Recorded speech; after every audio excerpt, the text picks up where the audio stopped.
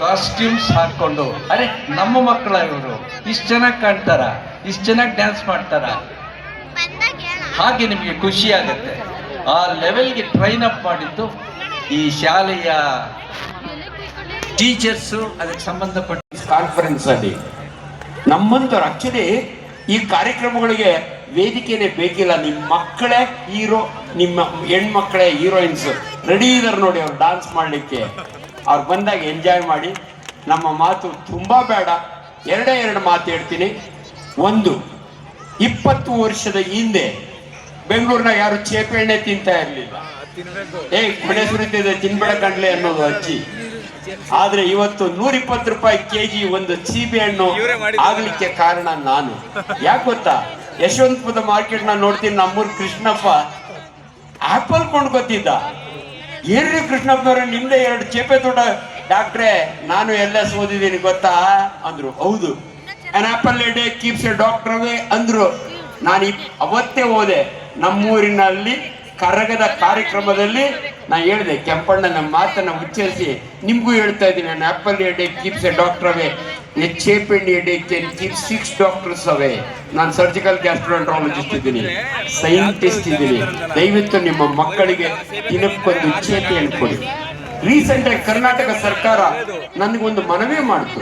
Education ಡಾಕ್ಟ್ರೇ, ನೀವು ತುಂಬಾ ಸೀನಿಯರ್ ಡಾಕ್ಟರ್ ಇದ್ದೀರಿ, ಕರ್ನಾಟಕ ರಾಜ್ಯ ಸರ್ಕಾರ ಆಜೀಜ್ ಪ್ರೇಮ್ಜಿ ಒಂದು ದಿನಕ್ಕೆ 71 ಲಕ್ಷ ಕೋಳಿ ಮೊಟ್ಟೆಯನ್ನು ಸರ್ಕಾರಿ ಶಾಲಾ ಮಕ್ಕಳಿಗೆ, ಅನುದಾನಿತ ಬಾಲ ಮಕ್ಕಳಿಗೆ ಕೊಡ್ತಾ ಇದ್ದಾರೆ. ಅವ್ರು ತಿಂತಾ ಇಲ್ಲ. ಈಚೀಚೆಗೆ ಒಂದು ಬುರುಡೆ ನ್ಯೂಸ್ ಬಂತು, ಮೊಟ್ಟೆ ತಿಂದ್ರೆ ಕ್ಯಾನ್ಸರ್ ಬರುತ್ತೆ ಅಂತ. ಅದನ್ನೆಲ್ಲವನ್ನು ದಯವಿಟ್ಟು ವೈಜ್ಞಾನಿಕವಾಗಿ ನಿಮ್ಮ ಮುಂದೆ ಮಾತಾಡ್ತಾ ಇದ್ದೀನಿ. ದಿನಕ್ಕೊಂದು ಮೊಟ್ಟೆ ತುಂಬುವುದು ನಿಮ್ಮ ಮಕ್ಕಳ ಹೊಟ್ಟೆ.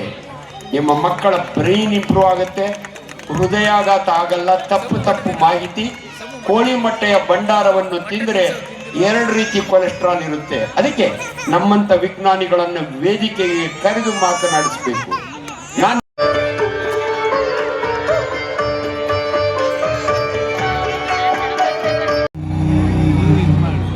ಪರಿಪಾಲಯ ಪರಮೇಶಿ.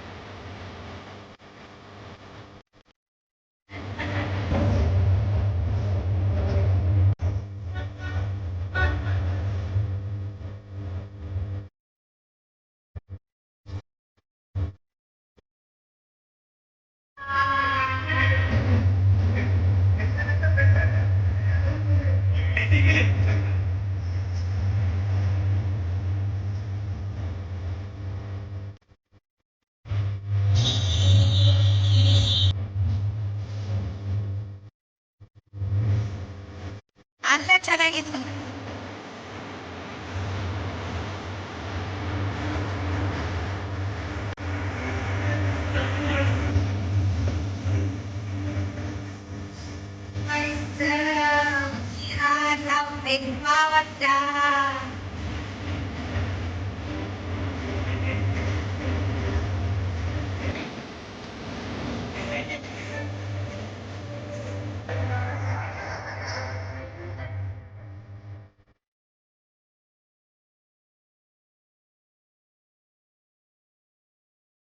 ಇವ್ರು ಯಾವ ತಂದೆ ಎತ್ತು ತಗೋರೆ.